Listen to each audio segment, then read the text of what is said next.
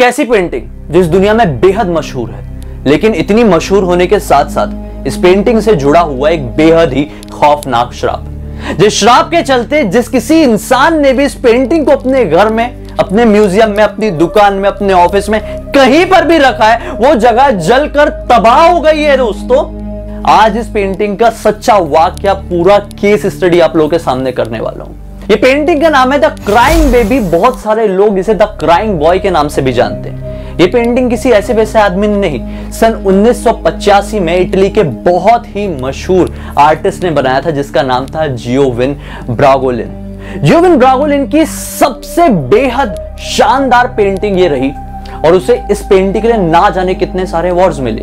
देखते ही देखते ब्रागोलिन सफलता की सीढ़ियां चढ़ता चला गया। इस पेंटिंग ने उसे दिन दुगनी रात चौगनी तरक्की दी और फिर उसका नाम सब लोग जानने लगे। इतनी ज्यादा डिमांड बढ़ गई कि ब्रागोलिन ने 1985 के ही टाइम पे इस पेंटिंग की 50,000 प्रतियां बना दी। मतलब एक सीरीज सी बना दी, द क्राइंग बेबी या फिर द क्राइंग बॉय। सब लोग इस पेंटिंग को खरीद के अपने घर रखना चाह रहे थे।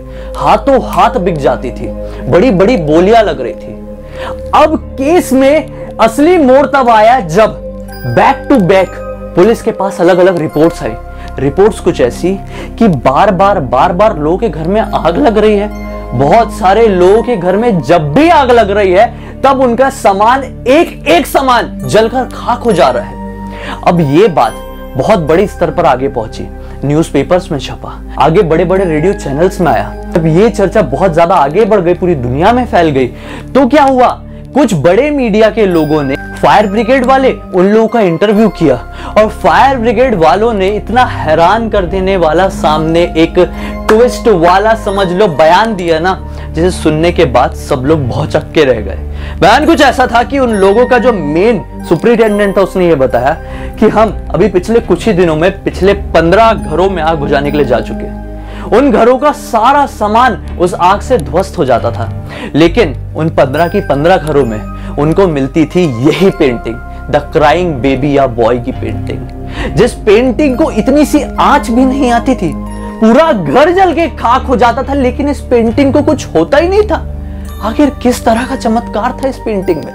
धीरे धीरे करके पूरे अखबारों में छप गया कि एक रोते हुए बच्चे की तस्वीर, जो कि पूरे शहर में फैली हुई है, पूरे देश, पूरी दुनिया में फैली हुई है, वो दरअसल श्रापित है। जो कोई भी इसे अपने घर में रखता है उसका घर जल के खाक हो जाता है, लेकिन इस पेंटिंग को कुछ नहीं होता है।